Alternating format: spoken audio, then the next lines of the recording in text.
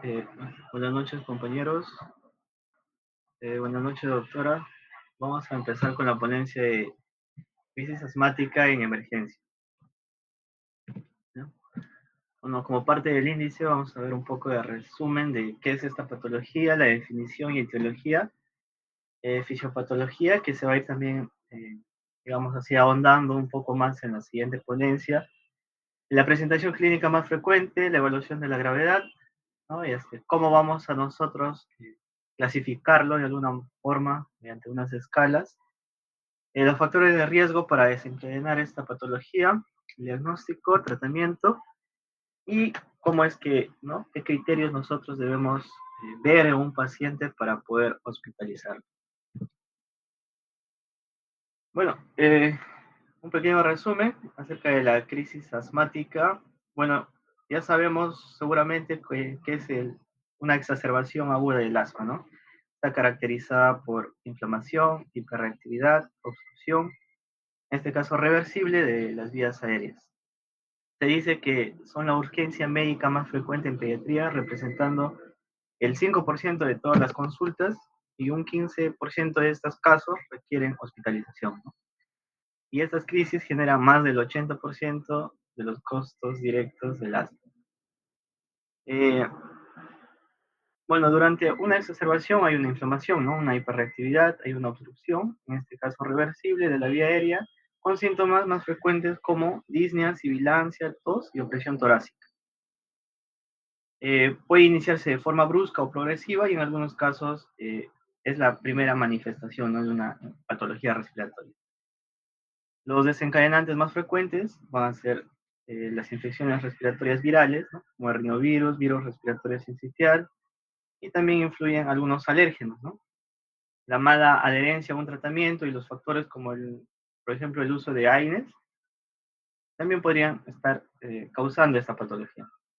El manejo se centra básicamente en la evaluación de la gravedad según escalas, va a ser el Pulmonary Score, que seguro ya lo han visto, y mediante la forma clínica que se va a presentar, ¿no? De esta patología. El tratamiento tiene que ser inmediato, ya que estamos en una emergencia con broncodilatadores inhalados, corticoides sistémicos precoces y oxígeno si, ¿no? Si hay una hipoxemia. Y tratamientos más avanzados va a requerir de sulfato de magnesio, oxígeno alto flujo, pero eso ya para casos más severos. Hablando un poco de la definición, como ya lo mencioné, esta se da por una inflamación, hiperreactividad y obstrucción de la reversible de la vía aérea, ¿no? En este caso, vías aéreas bajas. Provoca disnea, sibilancias, tos y opresión torácica, junto a una disminución de la función pulmonar. Puede ser abrupta o progresiva y presentarse incluso como manifestación inicial del asma. ¿Qué factores desencadenantes vamos a ver? Los más comunes van a ser los virales, ¿no? En un 80% de casos está implicado el rinovirus. Va a haber también otro tipo de virus, como el virus respiratorio sincitial, el metapneumovirus, el bocavirus y el adenovirus. ¿Cómo es que actúan estos? Bueno, si vamos a hablar acerca de la inflamación como tal de las vías aéreas, eh, no, las vías aéreas están crónicamente ya inflamadas, lo que contribuye a la hiperreactividad en realidad, y la obstrucción del flujo aéreo, ¿no? Involucran células inmunitarias, involucra mediadores inflamatorios, eosinófilos. Esto alteran de una forma la estructura, ¿no? De la vía respiratoria como tal, que en este caso es la barrera epitelial respiratoria.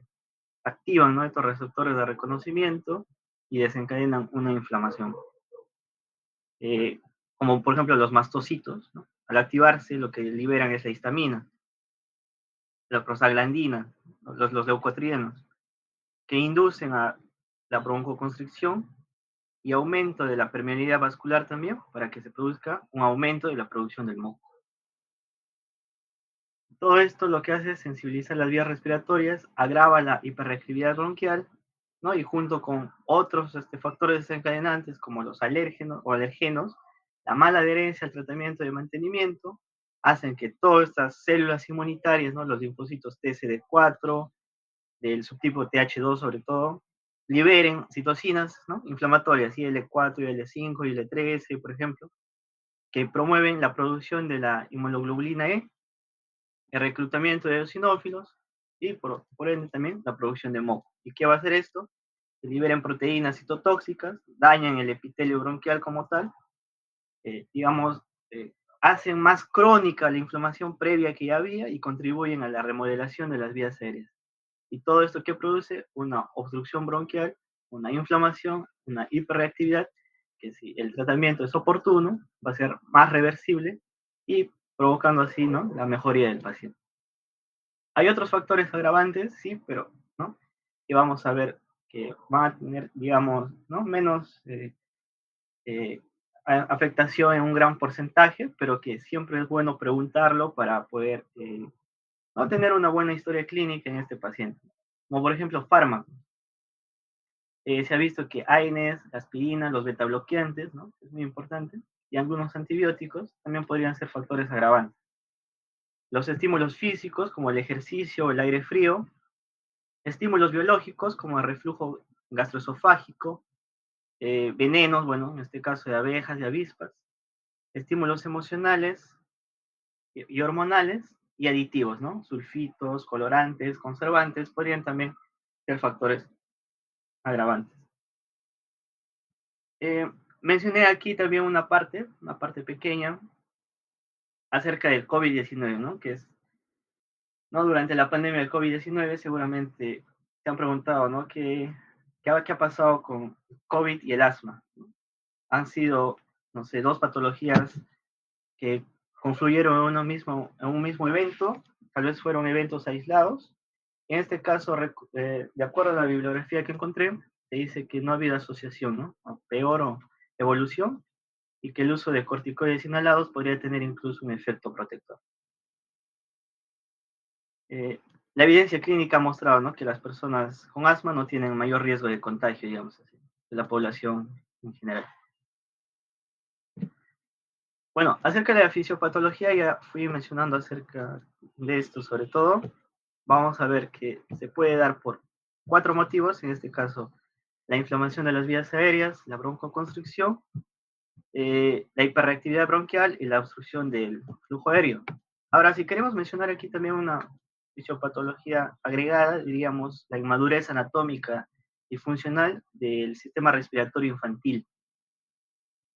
Los niños, especialmente menores de 5 años, tienen una vía aérea de menor calibre, lo que, ¿no?, significa que cualquier grado de inflamación o broncoconstricción puede generar una obstrucción más significativa respecto al flujo aéreo.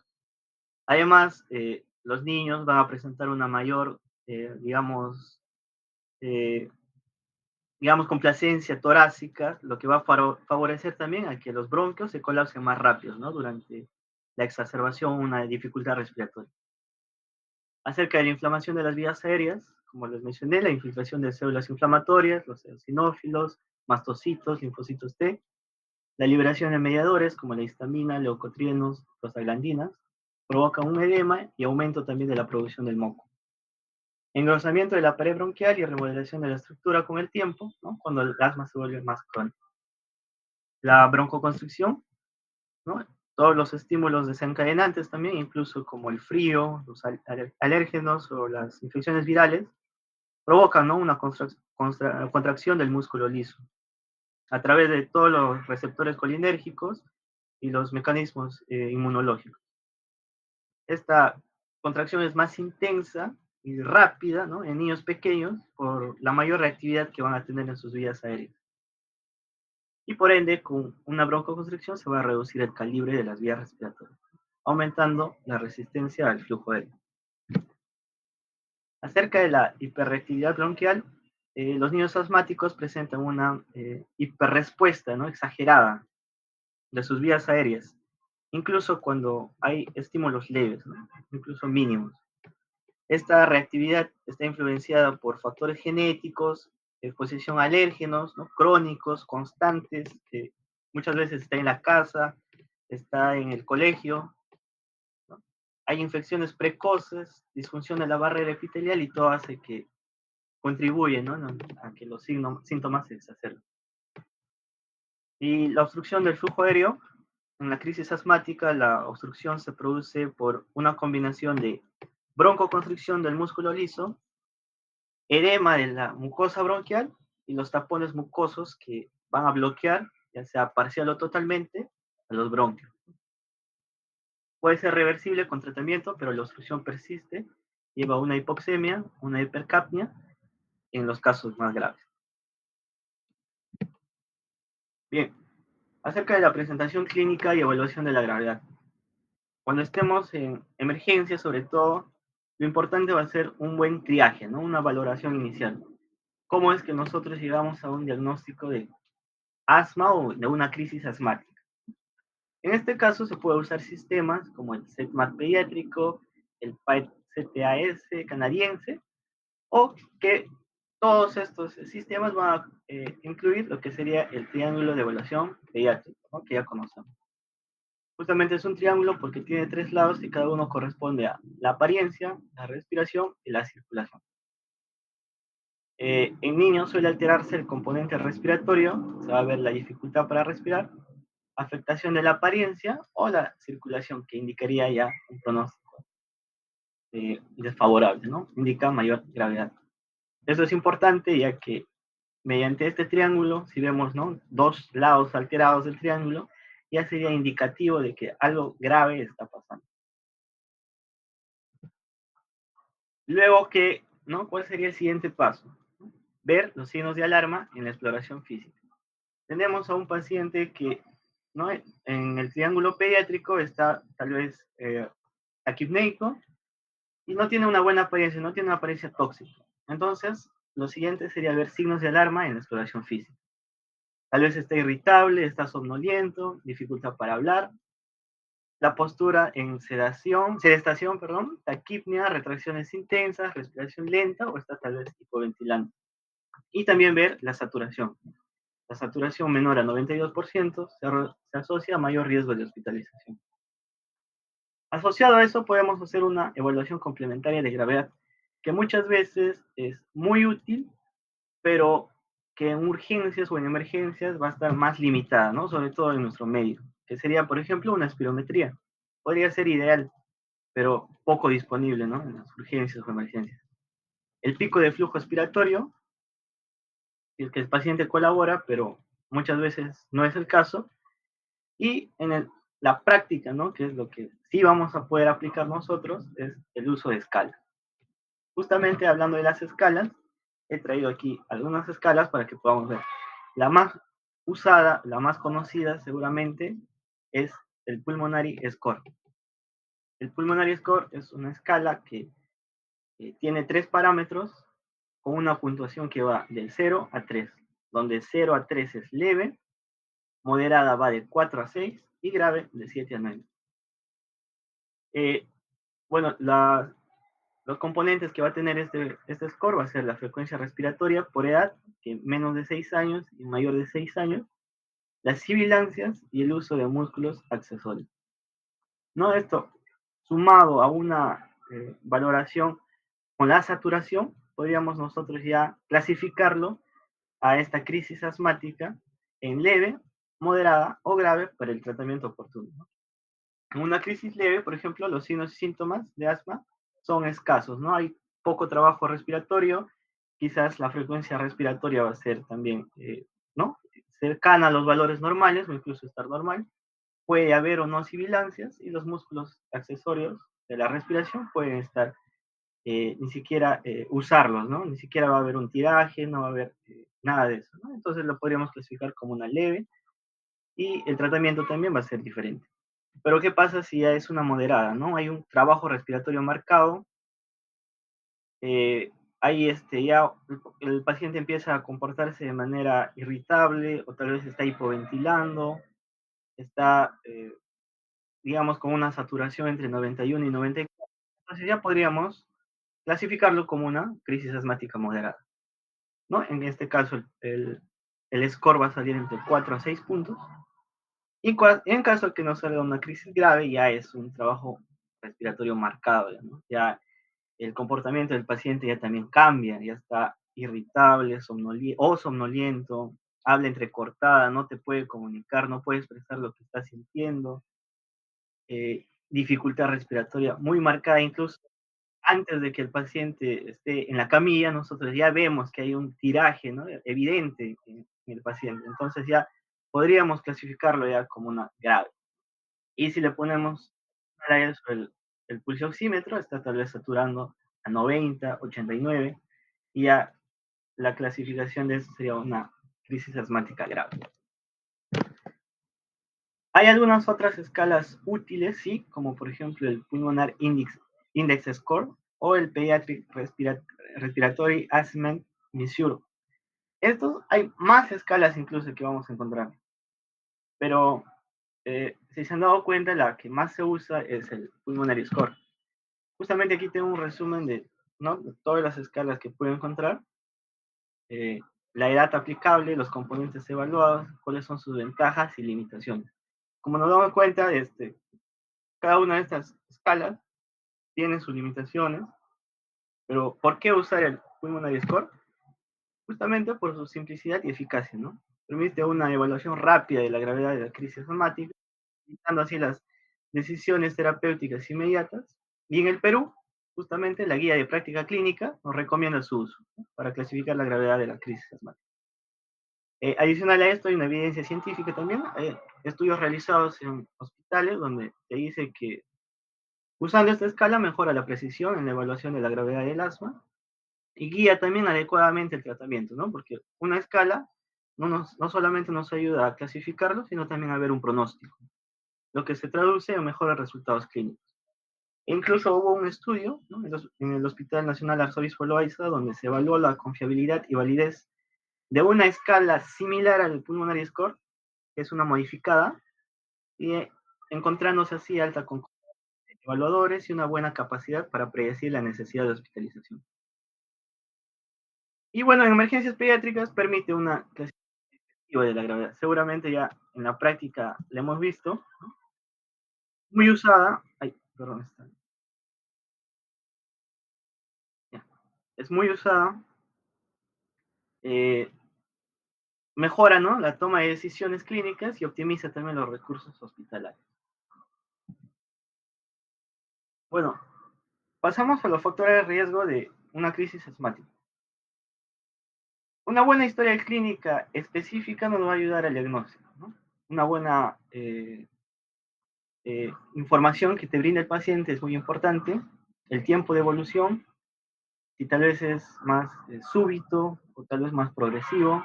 El tratamiento de mantenimiento y cambios recientes, tal vez el paciente ya es la segunda o la tercera crisis que está presentando.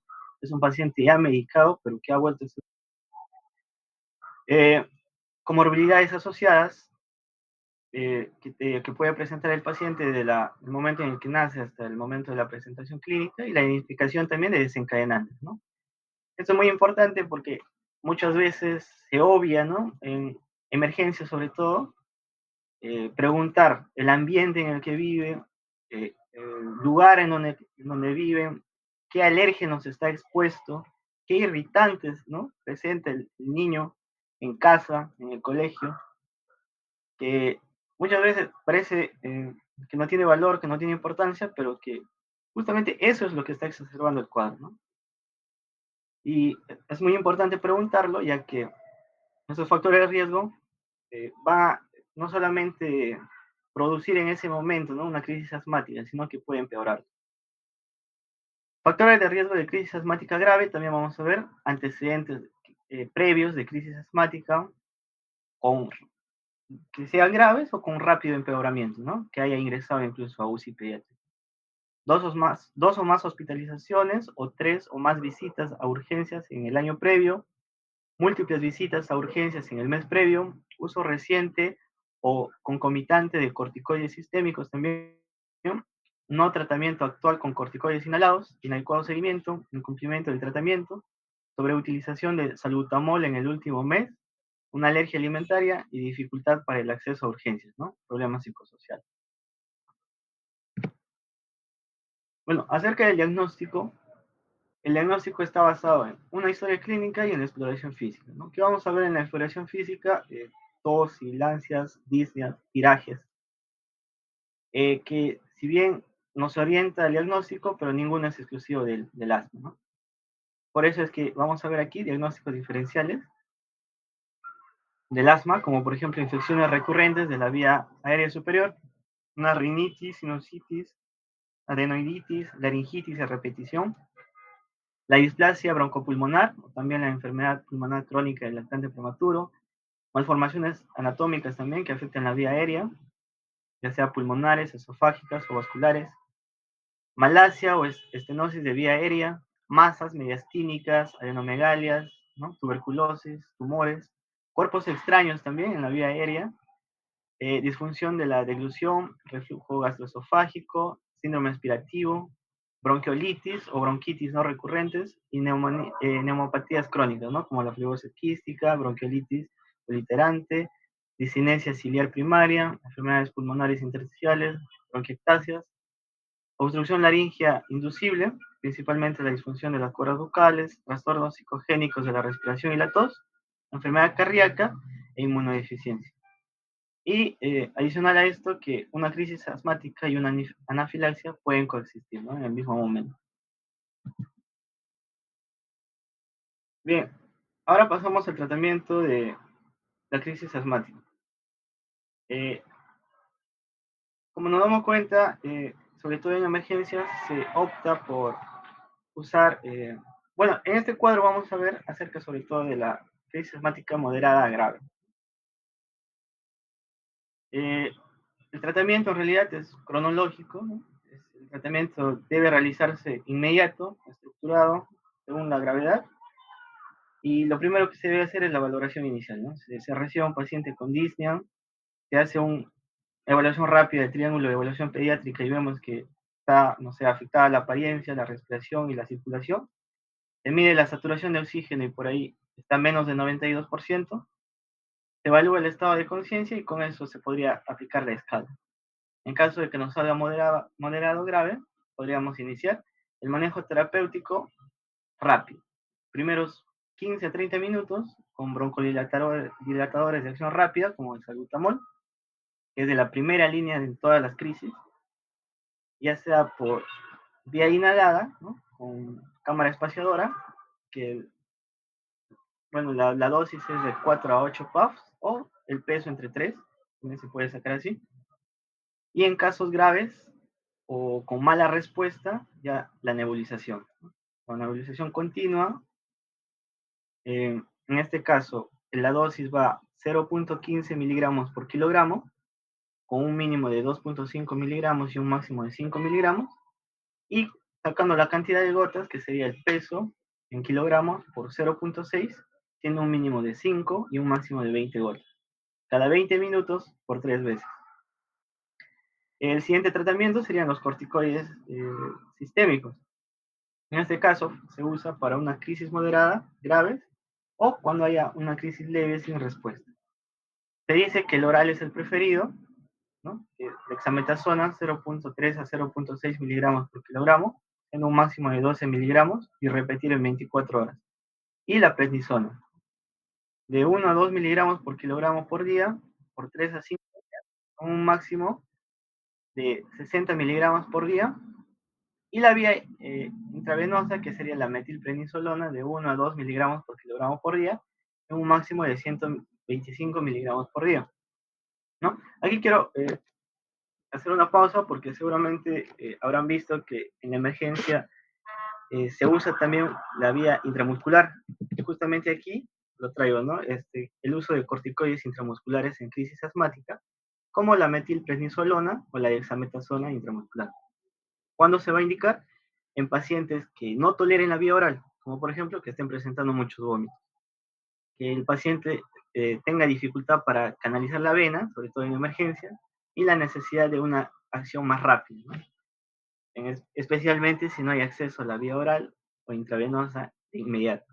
¿Cuáles son las ventajas? Que el inicio de acción es en 30 a 60 minutos y tiene una vía media más larga, ¿no? Y también la otra ventaja es que una sola dosis bastará, ¿no? En algunos casos.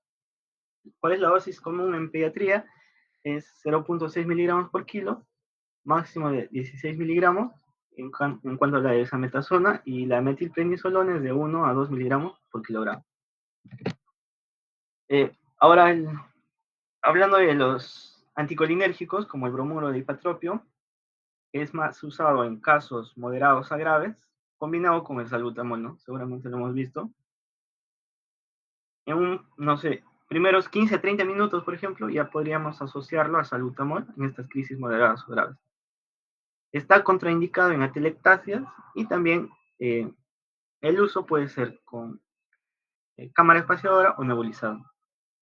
De 4 a 8 puffs cada 20 minutos por 3 veces o nebulizado de 250 a 50 nanogramos.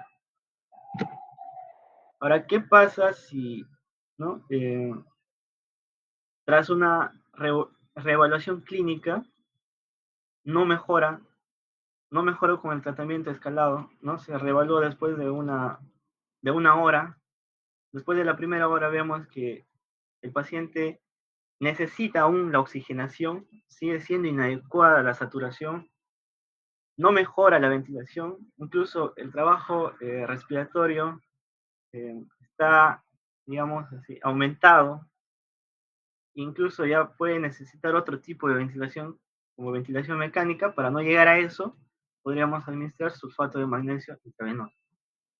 En crisis moderadas o graves, sin respuesta inicial de 1 a 2 horas, en vía intravenosa, en perfusión lenta de 20 a 30 minutos, pasar 40 a 50 miligramos por kilogramo en un máximo de 2 gramos y estar monitorizando siempre al paciente.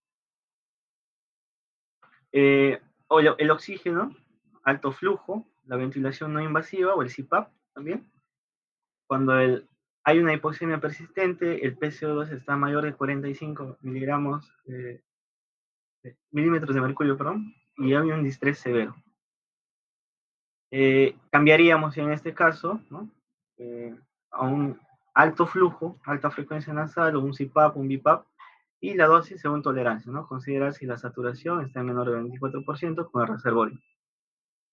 La adrenalina intramuscular, aunque también hay subcutánea, en casos de broncoespasmo severo o si se sospecha de un componente anafiláctico o sea severa y refractaria, podría usarse de vía intramuscular la dosis habitual de anafilaxia que no está indicada de rutina en asma, ¿no? Y la ketamina, ¿no?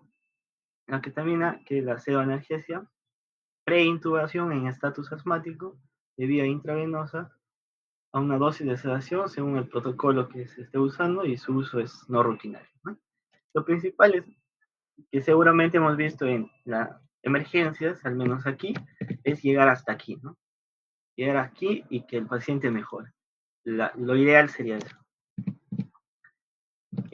Podríamos usar también corticoides inhalados, sí, ¿no? Antiinflamatorios que se inhala directamente a los pulmones, donde reducen la inflamación de las vías aéreas en pacientes con asma. Pero ¿qué pasa con los corticoides inhalados? Que no es una terapia de rescate inmediata como tal. Estos van a controlar el asma a largo plazo, no sirven como rescate en una crisis aguda, por lo que su uso sería posterior al, digamos, alta del paciente, ¿no? Como para a un largo plazo, por 3 meses, por ejemplo, decirle que va a seguir esta terapia y que la gravedad o la frecuencia de crisis asmáticas a futuro va a disminuir. eh, Disminuye la frecuencia justamente, ¿no? Y gravedad de la crisis asmática, reducen la hiperreactividad bronquial, mejoran la función pulmonar, disminuyen la necesidad de hospitalizaciones. Su efecto, si bien no es inmediato, pero se puede observar beneficios a partir de varios días o semanas de uso continuo. Tiene menos efectos secundarios sistémicos que los corticoides orales, se usan en niños con asmas persistentes, leve a moderada, ¿no? Entre los más conocidos, la beclometasona, la budesonida, y fluticasona o mometasona. Bueno, esto es el algoritmo de tratamiento de asma aguda en niños de 2 a 5 años en la unidad de emergencia. Vemos que, de acuerdo a la valoración que tengamos, sea crisis moderada, crisis severa o crisis amenazante con la vida, el primer ítem que se va a ver es la saturación, ¿no? Ver la saturación, si está mayor o igual a 92, si está menor de 92. Adicional a eso, ver signos clínicos del asma, ¿no?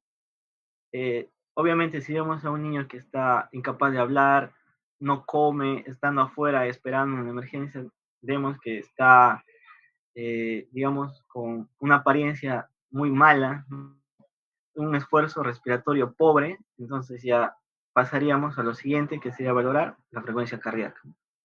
Frecuencia cardíaca mayor de 130 podría indicarnos una crisis asmática severa, una frecuencia respiratoria más de 50 por minuto también, y el uso de músculos respiratorios accesorios, ¿no? Podríamos usar la escala en este caso para ver.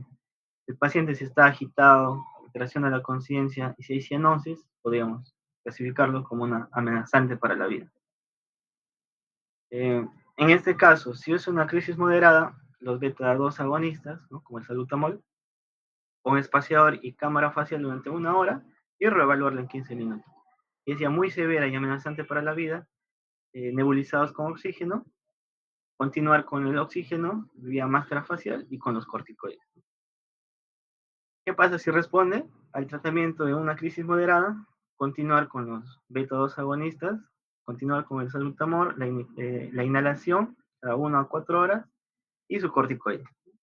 Y ya estaríamos pensando en un plan de alta, si es que ya responde al tratamiento que estamos dando, ¿no? Los beta-2 agonistas cada 4 horas por minuto, para 4 horas, perdón, considerar prednisona oral, 20 miligramos por dosis, hasta 3 días, y contactar con médico, hacer un plan escrito de tratamiento, revisar el tratamiento de fármacos de manutención y verificar técnica inhalatoria. Si responde, repetir las dosis, beta-2 agonista de salbutamol, la prednisona y solicitar una hospitalización. ¿Por qué? Porque la crisis severa y la crisis amenazante para la vida va a necesitar broncodilatadores más de 2 horas. Entonces no lo podemos esperar mucho tiempo a observación, digamos, ¿no? Y que la saturación del oxígeno va a bajar más rápido. La dificultad respiratoria va a ser más persistente. Adicional a eso, la crisis que estaba moderada o severa va a tener una rápida progresión y ante todo esto vamos a necesitar incluso trasladar al paciente a una unidad de cuidados intensivos. Considerar también radiografía de tórax, gases arteriales y repetir los beta-2 agonistas nebulizados o más el bromuro de hipatropio nebulizado. Y en caso de que ya no haya buena respuesta a todo esto, traslado a UCI, hospitalizar, y todos los casos en que los hallazgos de crisis sean graves, persistan después del tratamiento inicial, tienen que ser manejo en UCI. Bueno, el tratamiento o el algoritmo para el tratamiento del asma aguda en niños de más de 5 años en la unidad de emergencia es casi similar, solo varía la dosis en este caso y también, digamos así, la valoración en cuanto a eh, signos vitales, ¿no? Como por ejemplo la frecuencia cardíaca, podríamos esperar que más de 120 por minuto ya sería una crisis grave, y una frecuencia respiratoria de más de 30 por minuto también podríamos considerarlo como una crisis grave. Bueno, este es otro algoritmo que encontré un poco más simplificado que el otro, que básicamente habla de lo mismo. E incluso nosotros también podríamos hacer nuestro, digamos, manejo, ¿no? Una forma de manejo, ¿no? Como este algoritmo que escribí, que resume muchas cosas, ¿no? Como por ejemplo, ingresa el paciente con disnea, hacemos una rápida valoración, vemos el triángulo pediátrico, vemos la saturación, vemos el estado de conciencia, aplicamos nuestra escala, ¿no? El pulmonary score, clasificamos según la severidad, leve, moderada, grave. Hacemos el manejo según esta clasificación, reevaluamos en 1 hora. Si mejoró, observación y alta, y si no mejoró, pasar a un oxígeno de alto flujo, una ventilación no invasiva o incluso pasarlo a UCI. ¿Por qué dar oxígeno de alto flujo, no?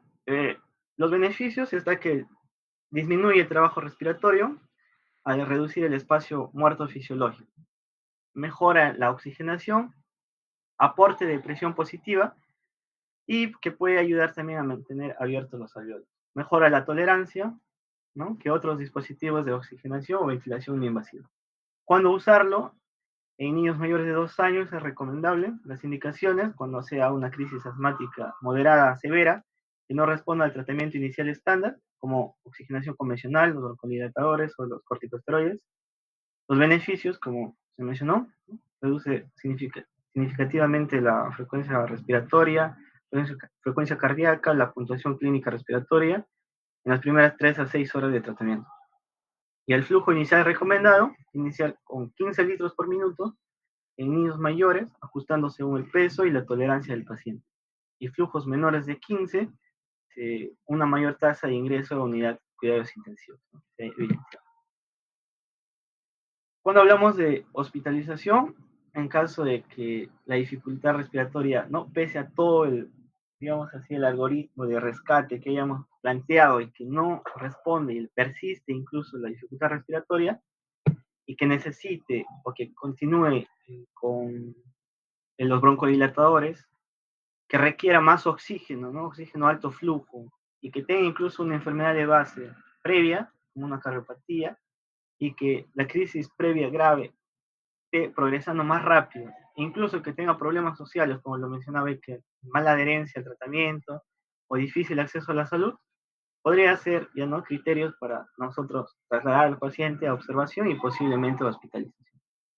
Y cuando ingresa a UCI pediátrica, cuando la puntuación clínica en el pulmonary score sale grave o persistente, la saturación baja rápidamente, incluso menor del 90%, con un FiO2 mayor a 0.4 o un PCO2 mayor a 45, ¿no? Hace rescate. No tolera ni siquiera el oxígeno alto flujo, o en caso de que no haya disponibilidad también, y si el paciente está presentando ARRI. ¿Cuáles son los errores frecuentes en emergencia? No usar corticoide sistémico en la primera hora, como les mencioné, en la primera hora, antes de los 60 minutos, incluso los corticoides sistémicos, ¿no? Prednisona, dexametasona intramuscular o metilprednisolona, ya podríamos valorarlo, hacer una reevaluación clínica y ver si mejoró o no mejoró. Omitir la evaluación de la gravedad estructurada, usar oxígeno innecesariamente en casos leves, no considerar ya una ventilación no invasiva o un traslado a UCI a tiempo y dar de alta sin educación inhalatoria ni plan de acción, porque justamente uno de los factores desencadenantes o agravantes era la mala adherencia al tratamiento, ¿no? El mal uso del tratamiento a largo plazo. Esos corticoides inhalados que les mencionaba, que se da por un mayor tiempo para nosotros poder, digamos así, salvarlo de una posible crisis a futuro, si no damos la educación necesaria al familiar del paciente, casi que va a ser esfuerzo en vano, ¿no? Porque va a repetirse, incluso la siguiente ocasión va a ser más grave. Y cuando dar alta médica, la saturación ya llegó a los valores esperados, ¿no? Más de 94% en reposo y sin oxígeno suplementario, ya podría ser criterio de alta médica. El que el pulmonary score sale leve, ¿no? Hasta 3 puntos, por ejemplo, ya podríamos considerar un alta médica. Un buen uso del inhalador, corticoide iniciado y entregado, el plan de acción ya está entregado, y una cita de control coordinado. Bueno, aquí les dejo la bibliografía donde saqué toda esta información. Eso sería todo. Gracias. Perdón, perdón. ¿Podrías retroceder en tu ponencia? Tu ponencia ha sido bien completa, pero hay algo que sí quisiera recalcarles desde el inicio. Hay cosas que sí quiero recalcarles, porque si bien a veces cuando, está bien, adelante, cuando uno, en el Perú, las causas de, mejor dicho, el encontrar pacientes con asma en el Perú es bastante alto, el porcentaje es altísimo, más del 25% en niños. Entonces, es una alarma a nivel latinoamericano realmente. Ya, y más aún en comas, donde hay más pacientes con asma es en Lima. Ahora, es cierto que la contaminación es más alta en Lima. Entonces, la causa principal de los desencadenantes del asma son los ácaros, es decir, la contaminación, el polvo, es lo principal. Ya, ahora, de todo Lima, el aire, ya hay estudios sobre esto, el viento corre de sur a norte y de oeste a este. De ser así, ¿dónde creen que termina todo el polvo de Lima? Termina aquí en Comas, en nuestro hospital. Si ustedes ven el plano, nuestro hospital está ubicado precisamente donde recibe el aire de todo Lima. toda la contaminación. De esto hay estudios. En la Sociedad de Inmunología del Perú ya han hecho estudios. Comas es el distrito con mayor contaminación. Ya. Es un distrito no planeado, ha crecido conforme iba llegando la gente. Entonces no hay suficientes parques. Las avenidas son muy estrechas, las calles son muy estrechas y no hay opción aparte, muy pocos parques para tanta contaminación, para tanta fábrica. Entonces es por ello tal vez que nosotros vemos mucha más cantidad de asma que puedan verse en otros lugares. Los desencadenantes Los desencadenantes, si bien en niños, dado que los niños tienen muchas infecciones virales, la causa realmente se ha tratado de identificar por qué las infecciones virales causan tanto el broncoespasmo, ¿no? Y no las bacterianas. Precisamente hay una teoría sobre la exposición de receptores. Y esta exposición de receptores lo que ocasionaría precisamente que pueda darse la cadena que ocasionaría el broncoespasmo. Los niños muy poco usan AINES comparado con los adultos. Entonces, una cosa es la anafilaxia y la alergia a los AINES que te pueden provocar broncoespasmo y otra cosa es que todos los asmáticos te hagan alergia a los AINES. No es así. ¿Tú puedes usar AINES en un asmático sin causarle una crisis de asma? Sí. Yep. Y ese miedo no habría. Ahora, si el niño es alérgico a los AINES, eso es otra cosa. Te puede hacer una anafilaxia inclusive. Y se manifiesta con broncoespasmo. Es un tipo de anafilaxia que tiene su clasificación. Anafilaxia tiene cuatro o cinco manifestaciones clínicas de la anafilaxia y una de ellas es el broncoespasmo. ¿Ya? No solemos utilizarlo en niños. Los AINES no es de primera línea como antipirético realmente. ¿Ya? Los betabloqueantes, por ejemplo, el propranolol no es es un medicamento que puede causar broncoespasmo, entonces difícil que lo utilicemos en pediatría, salvo que el paciente pues tenga hipertensión portal o si lo use como medicamento preventivo de migraña, y ahí en los niños más grandes, que es raro, no se suele utilizar. Ya, eso es principalmente, y los que presenten algunas alergias. El ejercicio, hay asma exacerbada por ejercicio, sí, pero eso hay que demostrarlo. Ya, ahora, si el paciente ya está con una crisis, cualquier asmático que esté con una crisis de asma que se ponga a hacer ejercicio va a empeorar su crisis de asma, sí. No significa que el ejercicio le provoque la crisis. Ya estaba con crisis. Entonces hay que hacer una buena anamnesis antes de adjudicarle un diagnóstico o un factor agravante.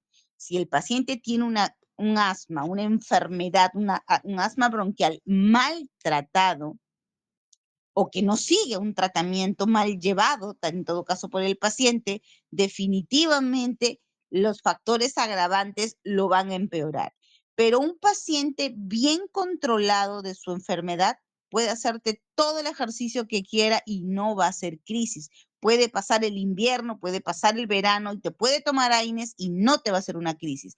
Pero ese es un paciente que no es alérgico a los AINES, es un paciente que tiene un asma bronquial controlado, ya, y ese paciente el ejercicio no le provoca la crisis, ya. Entonces tienes que darte cuenta, hay que precisar, es que es un paciente, acaso que cada vez que hace ejercicio, estando completamente asintomático, el ejercicio le provocó la crisis, o es que este niño siempre está con tos, a cada rato usa su inhalador y el hacer el ejercicio le empeora la crisis que ya tiene. Eso hay que especificar. Ahora, el reflujo gastroesofágico lo tienen los pacientes que tienen retardo de desarrollo psicomotor. Ya, y estos pacientes no te desarrollan asma, sino que precisamente el reflujo, como cualquier persona como nosotros, que estamos en un incendio, vamos a empezar a toser y podemos hacer broncoespasmos sin ser asmáticos. Entonces, este reflujo puede ocasionar sibilancia, sí.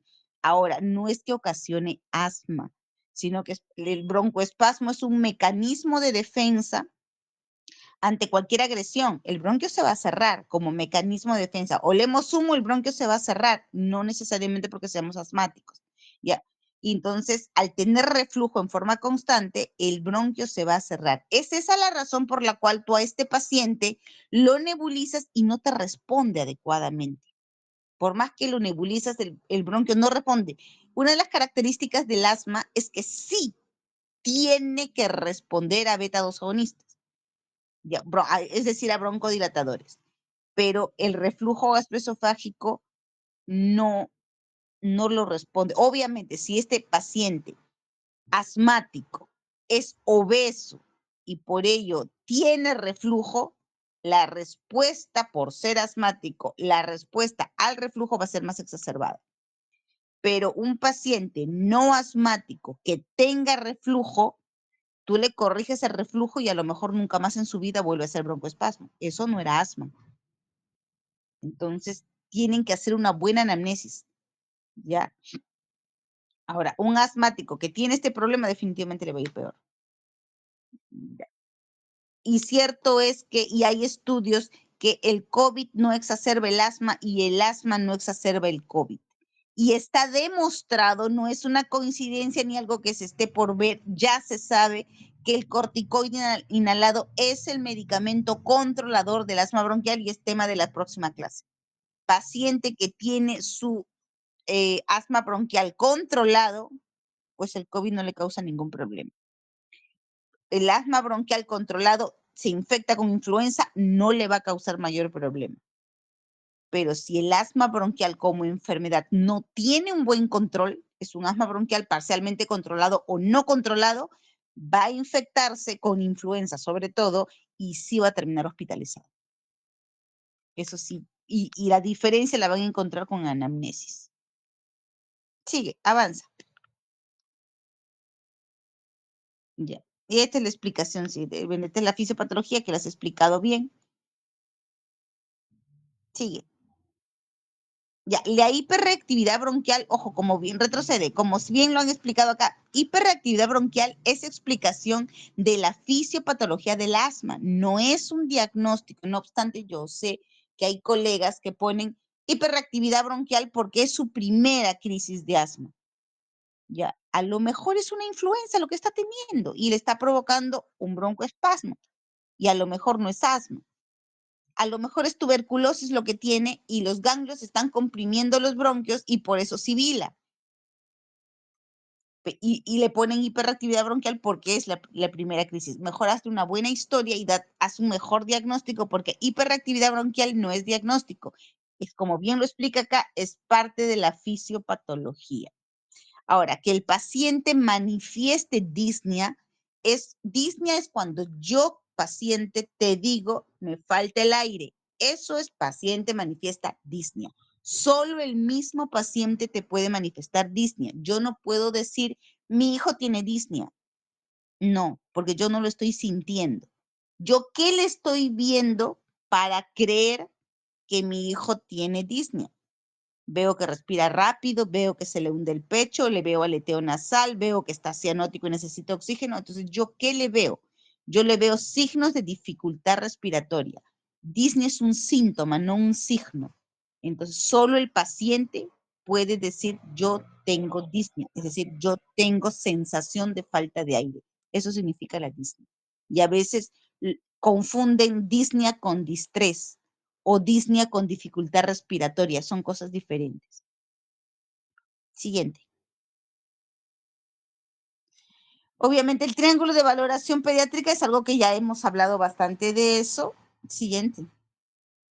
Entonces, en la parte respiratoria, sobre todo tienen que ver si te viene el paciente con dificultad respiratoria. Cuando hablamos de dificultad respiratoria, hablamos de qué, y eso dice la mamá, te dice, lo traigo por dificultad respiratoria. ¿Qué le vio, señora, para que le parezca dificultad respiratoria? Respira rápido, se le hunde el pecho.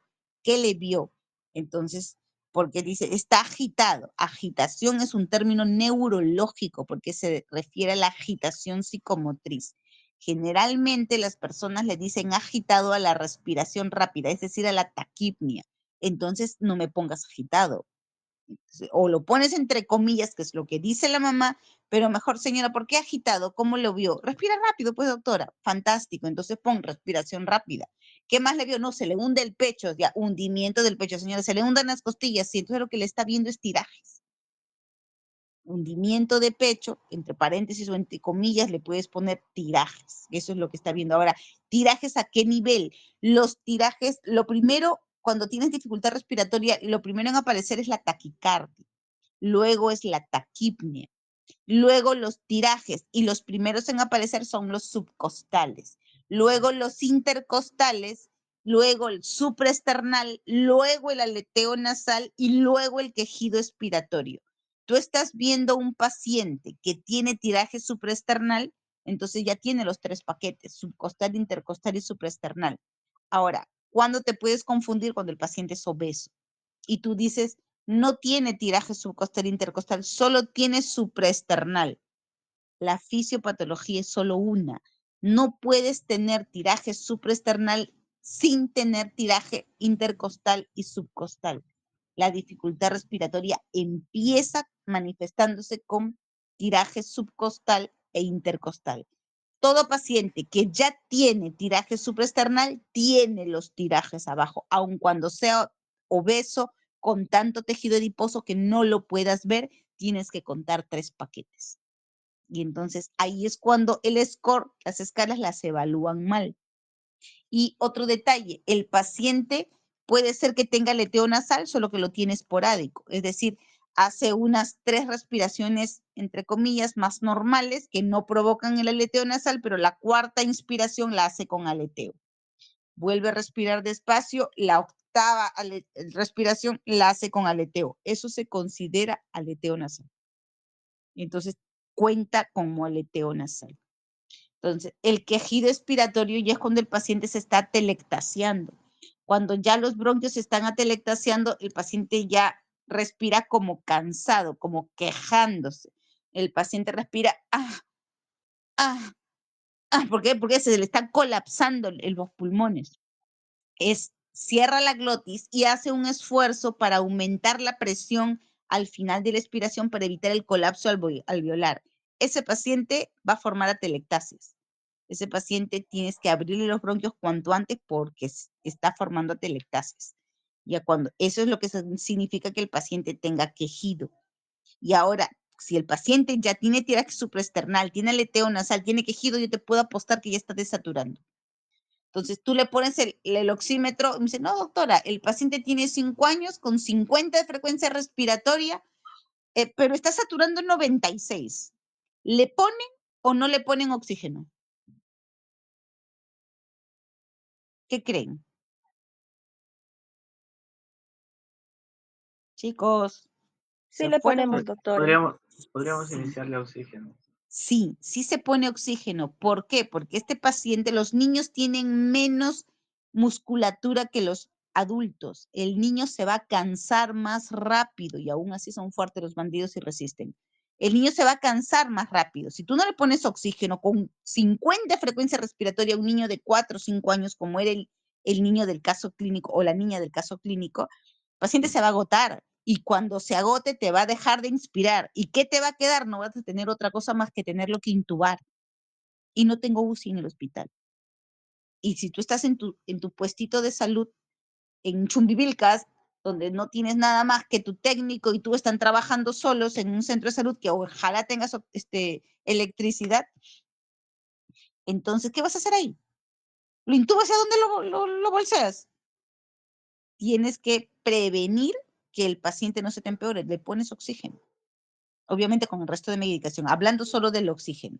Un paciente que tenga tanta dificultad respiratoria, le pones el oxígeno. Si solo tiene tiraje subcostal intercostal y te satura 96, bacán. Lo más probable es que no necesite el oxígeno, necesita tratamiento, sí, pero al menos en ese momento no el oxígeno si te está saturando bien. Pero si tiene demasiada frecuencia respiratoria, le pones el oxígeno y chequea, porque en ese momento va a pagar su deuda de oxígeno y después de un rato, no inmediatamente, va a bajar la frecuencia respiratoria. Ahora, tú le pones el tratamiento al paciente, avanza. Cuando ves la gravedad del paciente en emergencia, no tenemos tiempo. No, ahí, en el score. En el score, lo que me gusta es que si lo puedes asociar con la saturación, pero date cuenta que si el paciente está demasiado cerrado, o sea, con demasiado broncoespasmo, la frecuencia respiratoria disminuye porque el tiempo expiratorio aumenta. Recuerden que lo que se prolonga en el asmático es el tiempo expiratorio. Entonces tú dices, no, la frecuencia respiratoria está en 40, perdón, está en 24, no está tan mal, pero resulta que el niño respira. El pobre niño está aquí con la justa, se está respirando con una frecuencia expiratoria recontra larga, entonces obviamente tiene un tiempo expiratorio prolongado, tiene una frecuencia respiratoria baja.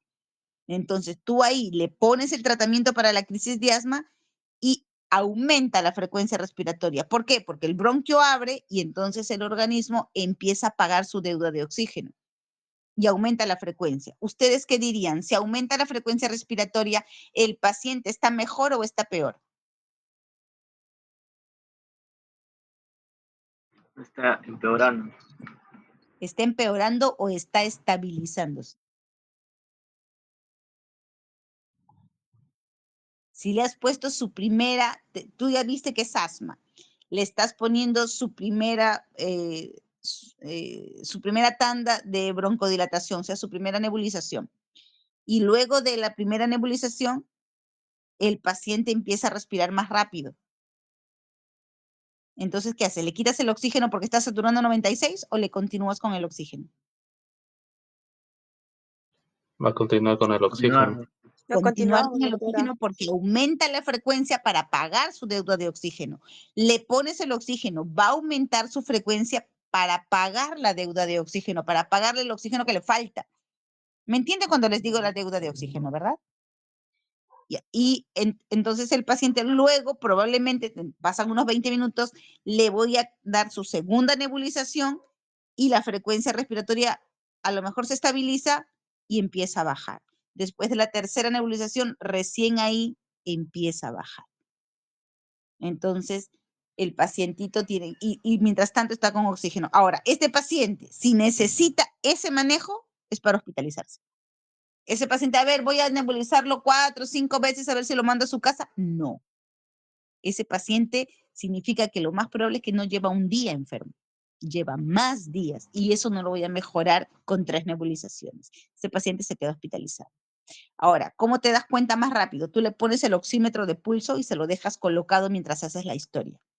Llega un momento el paciente que se cansa de respirar rápido y empieza a respirar más lento y te empieza a desaturar y hace una saturación oscilante.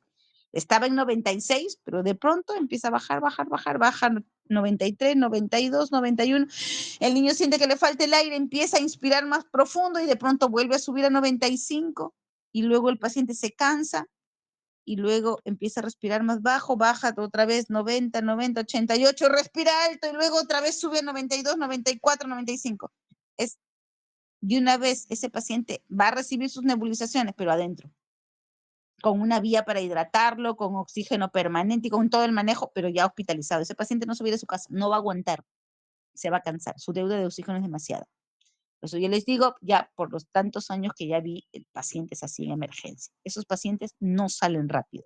¿Van a mejorar con la nebulización? Sí, pero no como para irse ahorita a su casa. Hoy día no se va a su casa, definitivamente, no va a salir. Y en estas 2 escalas, tengan las impresas, tenganlas a la mano para que puedan evaluar a los pacientes. Esta hojita debería estar impresa en su folder, en fin, donde se apoyan para evaluar, porque esto es el pan de todos los días. Cada vez hay más virus. Últimamente hay un virus que ataca a mucho con fiebres altas.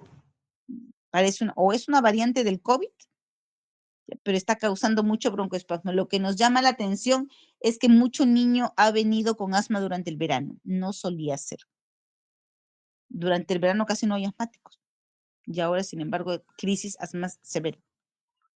Neumonías, imágenes como neumonías con hemogramas no tan malos, o sea, no tan patológicos y sin fiebre. Parecen infecciones virales. Sigue, avanza. Bueno, las escalas, las otras escalas no las usamos tanto. Usamos el pulmonary score, o sea, las anteriores que acabas de ver. Adelante. Y estas son las ventajas, desventajas. Entonces, el pulmonary score es lo más evidente porque se usa a toda edad, porque es una evaluación clínica y ahora el oxímetro de pulso lo tenemos todos en el bolsillo. Definitivamente. En la emergencia ves cómo está la crisis, o sea, que diagnosticas gravedad. Y de acuerdo a la gravedad es que tú catalogas qué tipo de tratamientos que va a seguir, dónde se va a atender, trauma shock, observación, o simplemente ahí lo nebulizas y a lo mejor le puedes mandar a la casa. Siguiente. Ustedes ven crisis de moderadas a severas porque las leves las vemos en el consultorio. Las leves no vienen a emergencia. Los factores de riesgo de una crisis asmática grave, esto tiene que estar en la historia clínica. Todos estos datos, el que haya estado hospitalizado en una UCI, que haya estado hospitalizado dentro de hace menos de un año, tenemos a un NOA, nuestro pacientito NOA ha tenido 5 hospitalizaciones en el último año.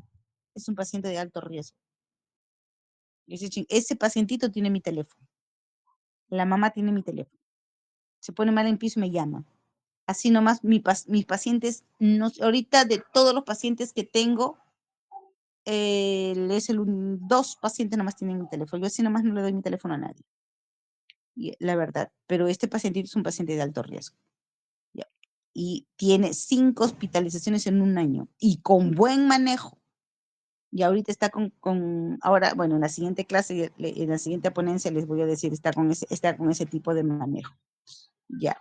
Y todos estos factores, todo esto tienen que figurar en la historia, si recibe, no recibe, si tuvo, si no tuvo, recibe o no corticoide inhalado, recibe o no bronquidilatador de acción prolongada, ya, y cómo es el ambiente donde se desempeña el niño. Nunca ha sido asmático, y dice, doctora, nunca ha sido asmático, ¿están seguros? Sí, me voy a preguntarle, señora, ¿nunca ha sido asmático? No, doctora, y nunca ha tenido tos. Ah, bueno, eso sí, siempre tiene su tos, pero es su tos normal. Es lo que te suelen decir las mamás. No existe una tos normal.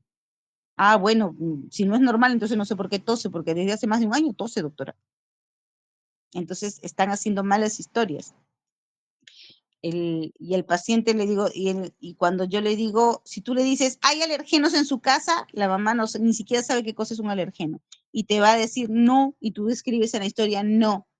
Tienes que preguntar, señora, en su casa hay polvo, pelusas, peluches, olores fuertes como serie, petróleo, gasolina, querosena, ambientadores, talco, perfume, colonias, tiner, o humos de carro, humo de cocina, humo de cigarro, humo de drogas, humo del vecino, queman llantas cerca, están construyendo edificios cerca, no están poniendo desagües en la calle. Ah, ya, eso sí, doctora.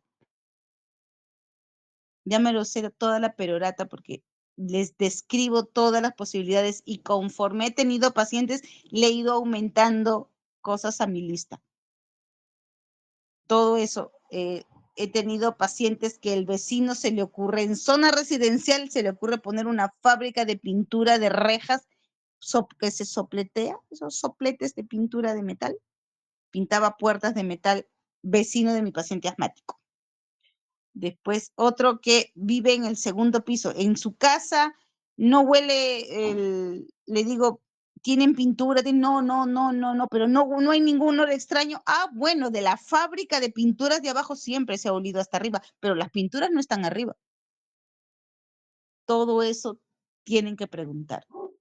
Entonces, no hay humo de cigarro, no hay humo de cocina, no hay humo de chimenea, no hay humo de leña, no, solamente el humo del cigarro de la droga que fuma mi esposo.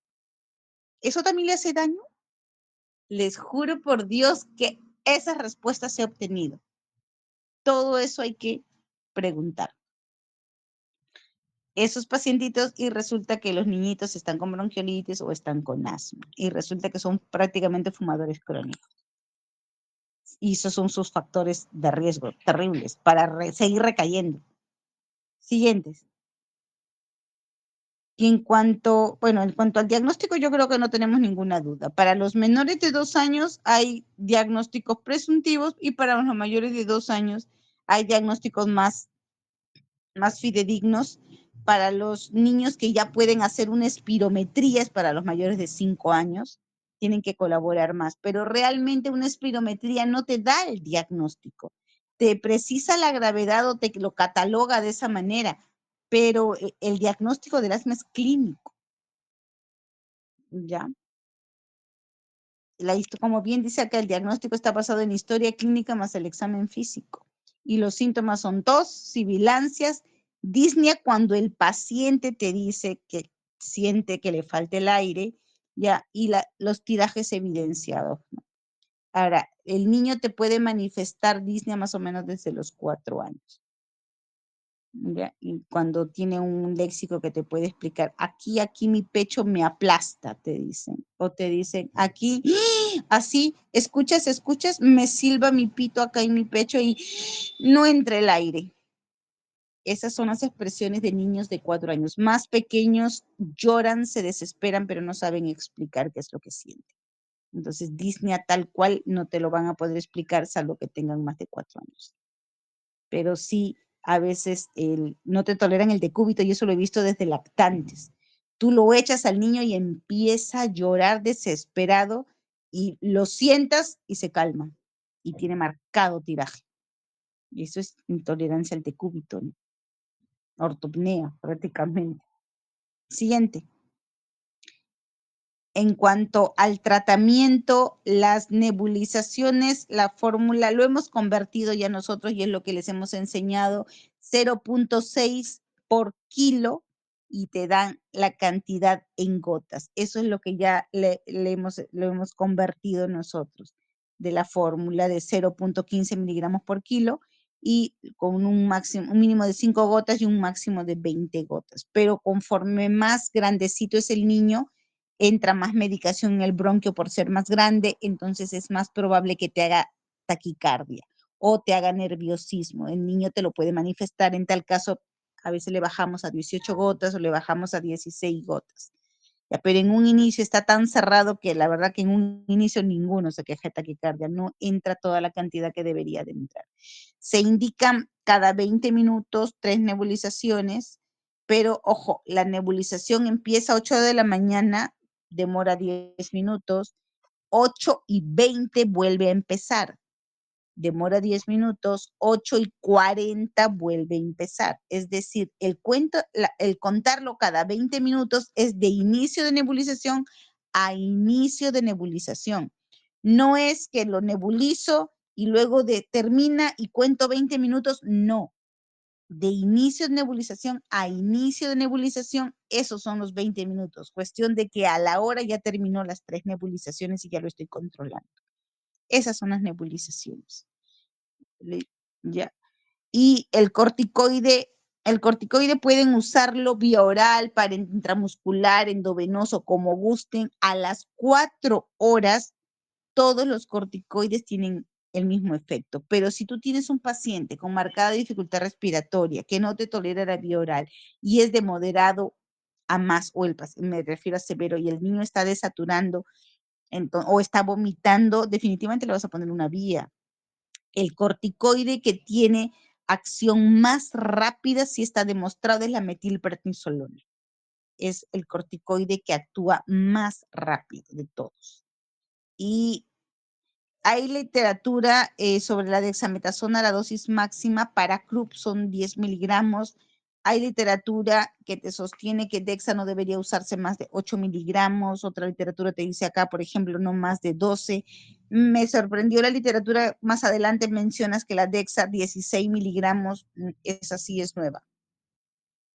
Generalmente usamos 8, 10. No solemos usar más, la verdad, en la práctica. Y el bromuro de hipratropio también hay en viales. Ya los viales, es decir, las ampollitas son de 500 microgramos. Más de 20 kilos se pone ampolla completa, que es 1 mililitro, y se suma al nebulizador. Es decir, cuando son viales ampollitas, entonces ese mililitro, que son mayor de 20 kilos, esos mililitros de 500 microgramos, se pone ese mililitro dentro del nebulizador y junto con el salbutamol y el suero fisiológico se nebuliza. El salbutamol más el bromuro hipratropio más el suero fisiológico tienen que sumar entre 3 a 5 mililitros. Si es el salbutamol más el suero fisiológico, deben de sumar el promedio entre 3 y 5, pues 4 mililitros. Para nebulizar y más o menos dura pues unos 8 o 10 minutos la nebulización. Y con el bromuro de hiperatropio no lo suma, sino que le resta suero fisiológico para que entre el bromuro de hiperatropio y más o menos sume los 4 mililitros. Cuando son niños más pequeñitos, menores de 20 kilos o menores de 4 años, menores de 5 años, sí es media ampollita.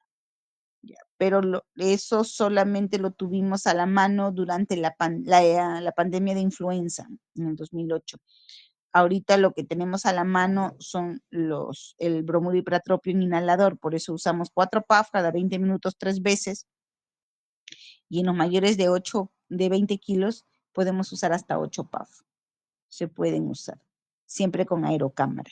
Los inhaladores siempre son con aerocámara. Y se respira por la boca, no por la nariz. Porque si se respiran por la nariz y la nariz está llena de secreciones mucosas, pues todo se va a quedar pegado en la nariz. Siguiente. Ya, y aquí mencionas el sulfato de magnesio en crisis que no te responden a beta 2 o la respuesta es muy lenta, va muy despacio. Puedes darle de 40, 50 hasta 75 miligramos por kilo, damos con un máximo de 2 gramos. El sulfato de magnesio, toda la ampolla de 20 mililitros tiene 2 gramos, toda la ampolla. Entonces, si tú multiplicas 50 por kilo y el niño te pesa 20 kilos, 1 gramo sería media ampolla. Y se diluye con cloruro en 100 mililitros. Y ese se pasa en 30 minutos. Se pasa en 30 minutos el endovenoso. Puedes repetirlo cada 8 horas, pero realmente el sulfato de magnesio es de mal pronóstico si no te responde, si no te abre los bronquios con una dosis. En unas horas puedes ponerle una siguiente dosis, claro que lo puedes poner, pero ojo, el que no responda con una dosis ya es malo. Si tú le pones una segunda dosis y no responde, ve buscando una UCI. Ese paciente se va camino a ventilación mecánica.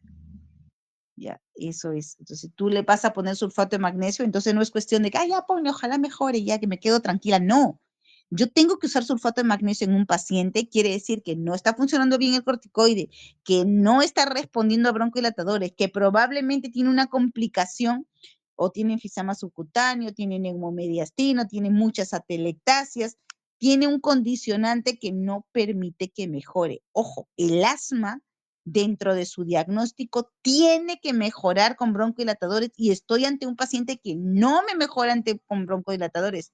Es serio el problema.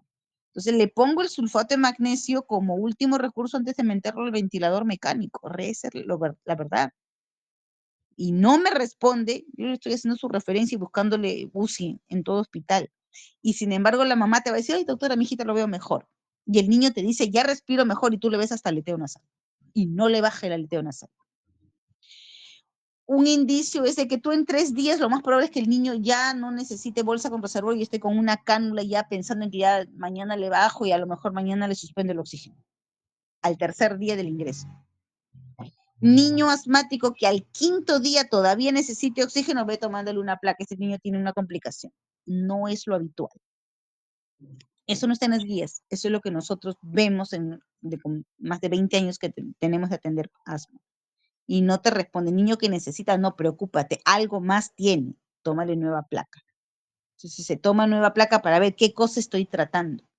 Porque si mi paciente va a necesitar una segunda dosis de sulfato de magnesio y no me responde, eso es una UCI segura. Va a necesitar. Ahora, si le pones la segunda dosis y responde, rompe el broncoespasmo, ya no tiene sibilante, ya bacán, se salvó de la UCI. Pero si no te responde, busca referencia cuanto antes, se va a cansar y va a necesitar UCI. Ahorita probablemente no, pero mañana lo vas a tener que intubar de emergencia. Ese es un dato, por ejemplo. ¿Ya? Y cuando hay mucha dificultad respiratoria, como ha ocurrido en el COVID, se procura que la saturación sea más de 94 para que el niño descanse, para que oxigene mejor. ¿Ya? Esa es la razón por la cual le ponemos para que sature más de 94, cuando tiene demasiada dificultad para respirar. Ya, cuando la dificultad es leve, le decimos menos de 93, ya recién ponemos el oxígeno.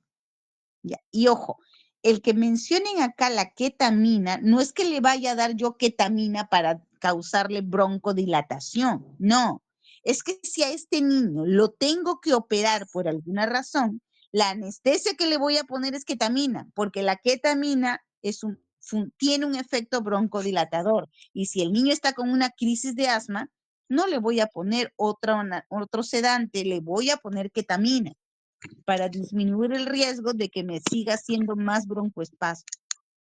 ¿Me entienden? Una vez, como anécdota, les cuento que una vez me llaman de emergencia diciendo que el paciente me llaman de sala de operaciones, yo estaba en emergencia porque el paciente había hecho una crisis de asma en sala de operaciones.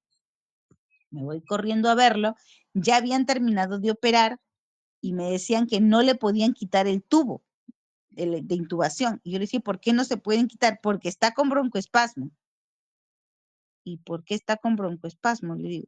Yo le digo, pero ya no le han puesto la medicación para el asma. Sí, pero cada vez que le pongo la ketamina se me vuelve a dormir y no le puedo quitar el tubo. Eso me dijeron en sala de operaciones. ¿Pueden creerlo? Yo le digo, espera. ¿Con qué estás tratando el asma? Con ketamina, me dijo el residente que estaba a cargo en ese momento.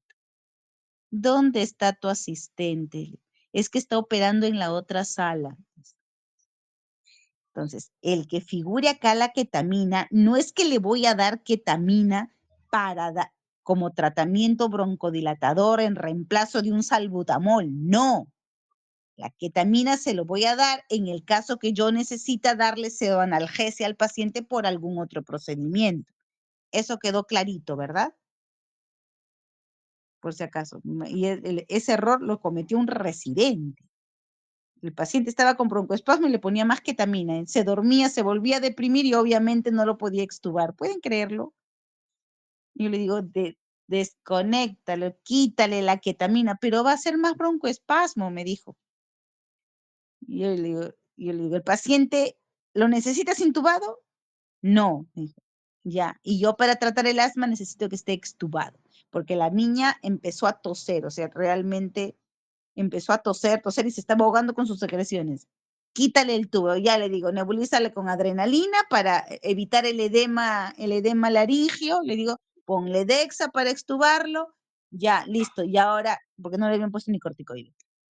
Quítale el tubo. Y me dice, pero está con crisis de asma, sí, está con crisis de asma y necesito tratar el asma, quítale el tubo que la voy a nebulizar. Y en ese momento se le nebulizó, la niña despertó y obviamente se trató el asma igual que como lo tratamos en la emergencia. El residente había entendido mal esta recomendación. Siguiente. Y eso era lo que yo quería aclararles a ustedes. Aquí es donde mencionas que la dexametasona máximo 16 miligramos, pero aquí como referencia me pones que es la terapia para bronquiolitis. Eso es lo que no me queda claro. Y está extrapolado para crisis asmática. No me cuadra esta referencia. Esta referencia no es para asma, ni para bronquiolitis. No sé, no me gusta. Esta referencia no. Bronquiolitis no se trata con corticoides. Y el asma, la verdad que no usa tanto corticoide. En una sola dosis. O sea, como dosis de ataque. No solemos usar tanta dosis. Porque en las otras guías menciona, como lo has visto, menos miligramos. Siguiente. Ya. En emergencia, poco probable que usemos budesonida, más lo utilizamos más. El corticoide inhalado, una vez que empiezas a usarlo, empieza a hacer efecto 15 días después. O sea, el que lo empecemos a usar en la emergencia, como ven que a todos los pacientes le iniciamos, es para ganar tiempo. Pero el efecto del corticoide inhalado lo vamos a ver dentro de 15 días, es decir, probablemente en su casa. Ya no tiene efecto estando hospitalizado en una emergencia en los primeros días, no tiene efecto ahí. Va empezando a funcionar, por así decirlo, pero el efecto evidente lo va a ver dentro de 15 días, no inmediatamente. Ya, y el usarlo en crisis todavía es controversial realmente. Decir que de todas maneras se usa, porque si ustedes se dan cuenta, no lo usamos altas dosis. Lo usamos a dosis estándar, igualito que el de mantenimiento. Ya, y los beneficios que proporciona son a largo plazo, no inmediato. Siguiente. Bueno, los algoritmos que ya los has explicado bien, cómo se tienen que usar. No sé si tienen alguna pregunta, porque los algoritmos sí los has explicado bien, pero había que explicar algunos detalles, ¿no? de la crisis.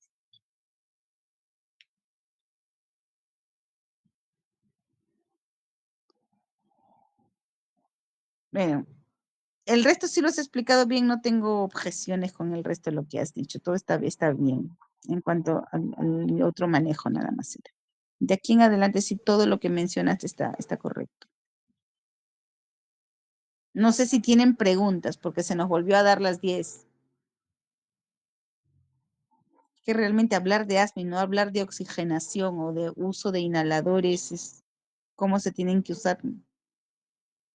Es bien amplio. ¿Mañana tienen otra ponencia?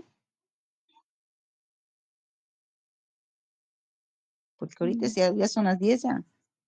Que hemos empezado un poco tarde.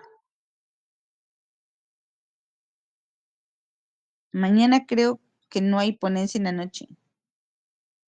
Mañana, doctora, hay una exposición presencial con la doctora Lazo. Ah, sí. Es sobre No, hito. en la noche me refiero, para continuar con la otra de asma bronquial, porque son 2 ponencias. Esta es la de crisis y falta la de asma bronquial, pero es tarde, pues, yo prefiero no hacer tan tarde. Se van a dormir igual que nada.